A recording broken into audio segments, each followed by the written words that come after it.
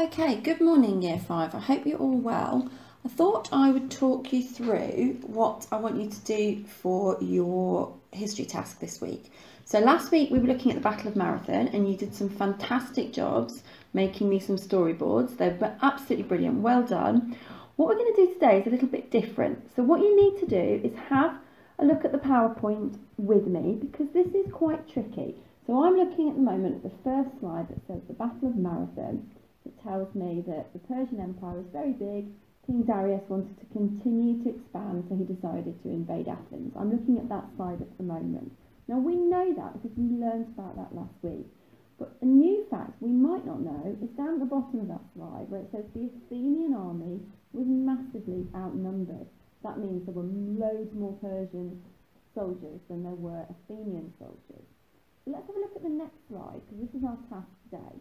We're going to look at why did Athens win the Battle of Marathon? Because the Athenian army actually won despite being massively outnumbered. And that's a really interesting historical question that we're going to have a look at today.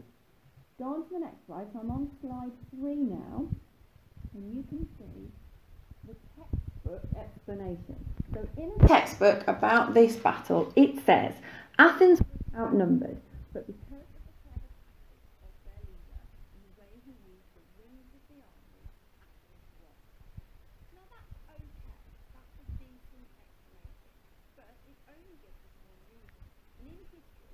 never just one reason for something happening.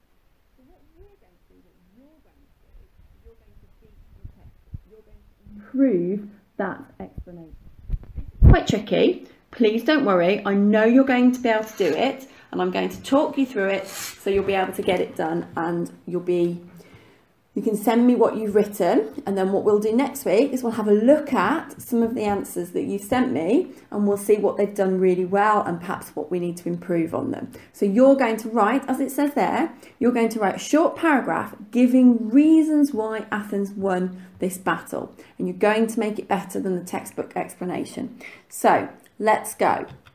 Now I'm on to slide 4 now, which says, read the next few slides. There is some information about the battle. Try to look for reasons why Athens won and Persia lost. Now write down your ideas as you're reading. You can always change your mind later on. You can always cross them off and then decide you don't want but to include that reason. But as we're going through, try to think, could this be a reason why Athens won? So let's go. So first of all, as it says on slide 5, the odds were completely against Athens. Everyone was nervous. Athens had a tiny army, 10,000 soldiers compared to the Persians' 100,000 soldiers. The Persians were mighty fighters. It really didn't look good.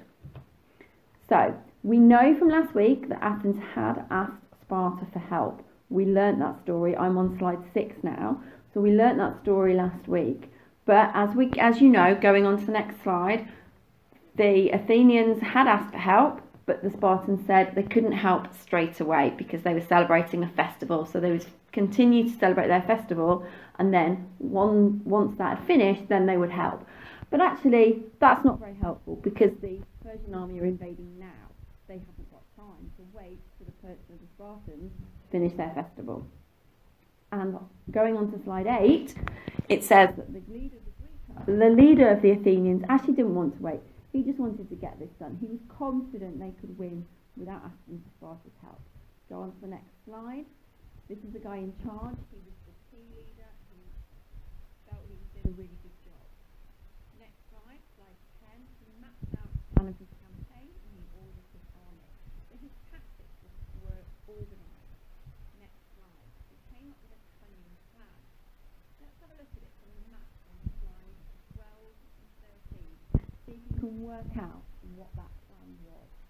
Having a look at slide 12, you can see the map here that the Greek camp where the Greek soldiers are. You've got the village of Marathon on the right. You've got the arrows showing 10,000 Greeks. 2 flat lines showing 100,000 Persians. So the Persians are just by the sea, and then their boats, you can see their boats in the bottom of the picture. The boats are waiting in the bay of Marathon. Look to the right, you can see the tree and marshes. You can't really fight in marshland. It's quite difficult. you need to be able to do that on kind of solid ground. You've got some trees, and on the left hand side of the Persians you've got some trees as well, but it looks like the Greeks have cut down some trees. So I wonder whether this cunning plan might involve going around the back of the Persians. What do you think? Let's have a look on slide 13. So we've got the Greeks here are blue, and the Persians are red. First of all, that's how they're lined up. And then again, if I look at the next picture, can you see what happens? The Greeks, the blue, they go round the back of the Persians, which is quite interesting because what they're doing is they're cutting them off. They're surrounding them. That's a really good.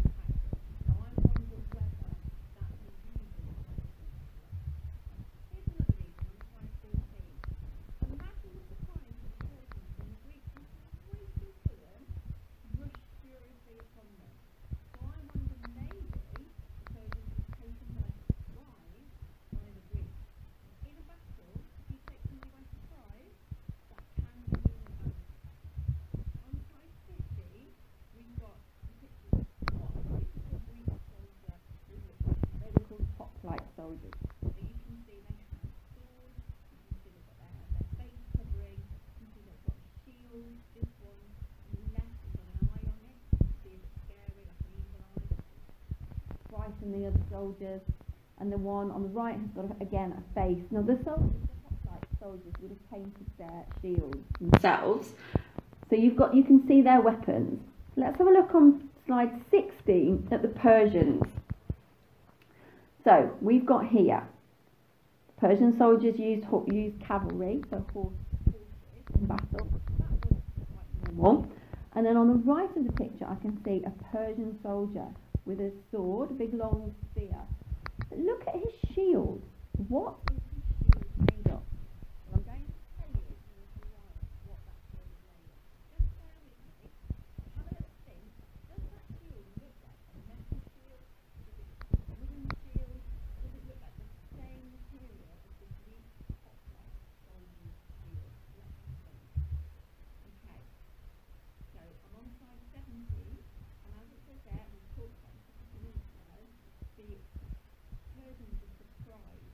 They were really not expecting the being attacked with such a small force, only 10,000 soldiers. The Persians thought they were mad, racing to certain death against their 1,000 soldiers. The Athens struck first. Now let's have a look on slide 18. The first time as the advancing Greeks, the enemy quickly prepared to meet them. Greek swords pierced through the weak defence of the Persians' wicker shield. Wicker. Could that be a problem? Do you think a wicker shield would be a good defence against metal swords? Wicker is material, it says on the slide, wicker is material that is not that it's, it's pretty, it's lovely, it's quite light to carry, but is that going to be a good enough defence against the sword? I don't think so, and I think that's the reason why Athens won. So I think now I've probably got two reasons. One, the Athenians tried the Persians, and two, it looks like the Persians' shields were not very effective. So I've got two reasons already. I hope you've got two reasons written down at the moment. If you haven't, then you can write them down as we're going on.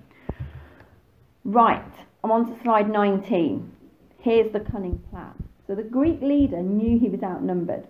So what he did, and this is important because in the olden days, this is how they used to fight. Typically, they would put their best soldiers in the middle of the army. And that's what the Persians had done. They had their weaker soldiers on the edges and their best soldiers in the middle. The Athenians switched that round. So they put their best soldiers on the edges of their army and their weaker soldiers in the middle. So those soldiers that were sneaking round the back, trying to surround the Persians, they were the best soldiers. So if we go back to the textbook explanation, that's what it's kind of getting at.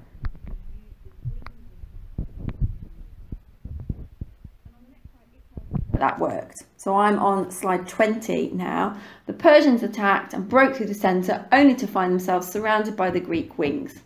They were surrounded and cut off. They couldn't get back to their boats. 6,400 Persian soldiers were killed. Wow, but only 192 Athenians. So it was a really great victory for the Athenians. Slide 21 tells me that actually this was a really special victory because the Persian king had hardly lost any battles at all. And here was his great glorious army beaten by an army 1/10 the size.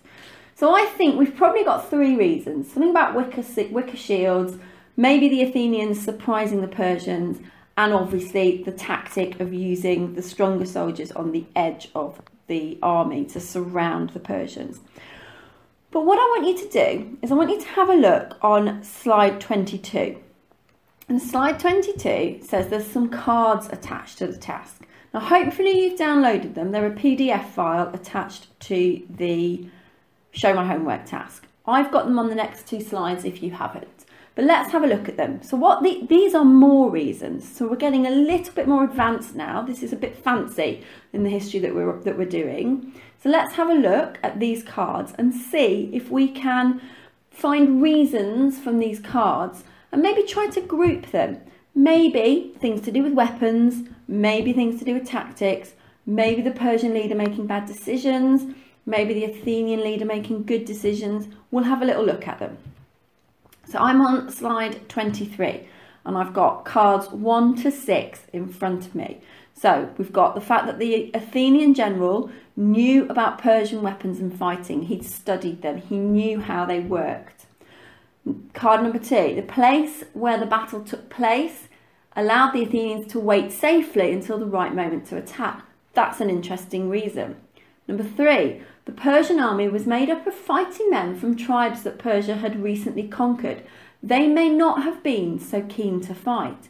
That's a really interesting point because the Persian army was bigger, but maybe they weren't really happy about fighting.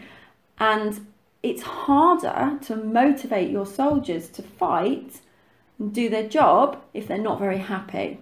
Number 4, it was difficult for the Persians to escape because they were trapped between the sea and the hills. We've talked about that one. Number 5, this one's about weapons. The Greek soldiers were better protected with solid breastplates, shields and javelins. Number 6 talks about the Persian cavalry. So it says that the general attacked when he knew the Persian cavalry were absent, when they weren't there. So that's an example of the Athenian general using good tactics. Making good decisions. On slide 24, I've got cards 7, 8, 9 and 10. So, card 7, the Athenians were more determined to fight to defend their country. Well, that's a really interesting one as well because they're fighting for their homeland. They're fighting to protect the lives of their families and friends. So they're going to